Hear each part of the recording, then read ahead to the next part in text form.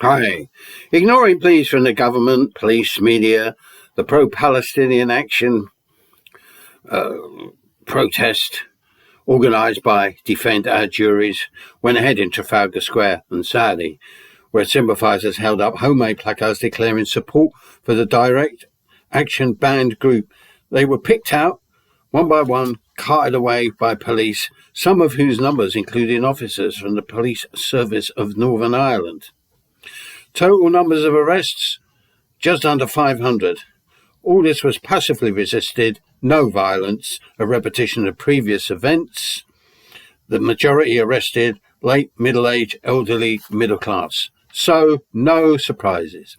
On the other hand, others attended to show support, some later gathering in Whitehall, numbering a few hundred, differing demographically, studenty, hard lefty types who I suspect were, wrapped up in their scarves, members of Fight Racism, Fight Imperialism, a front group for the minuscule Revolutionary Communist Group, itself a long ago split from the Socialist Workers' Party, who were noticeable by their absence from this event.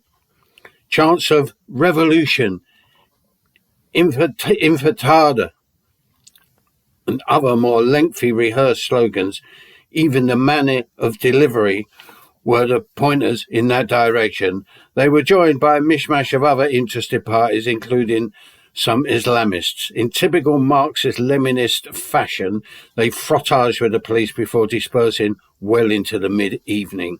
Also attended, on the fringes, getting into arguments, live streaming it all, were the likes of young Bob, no doubt willing, sometime in the future, to follow in the footsteps of his idol, Charlie Kirk. And so, the evening concluded with nothing spectacular. With this latest attempt by Trump, Netanyahu, Arab states and the West in general, through to the attempt to install Tony Blair as the imperial governor of Gaza, to which none of the inhabitants of Gaza have been consulted, it represents the ultimate stitch-up, the results of which will solve nothing and merely create more problems and suffering on a mass scale. Will this, for the time being, at least bring an end to the mass Palestinian protests, only leading to smaller but more violent rejectionist attacks, including those from Islamo-fascists, only too willing to shed blood, including their own?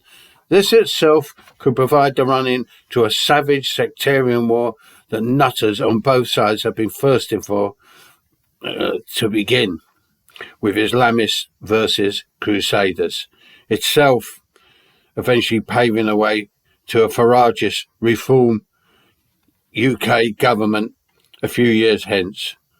What an overall dismal prospect it all is. Bye.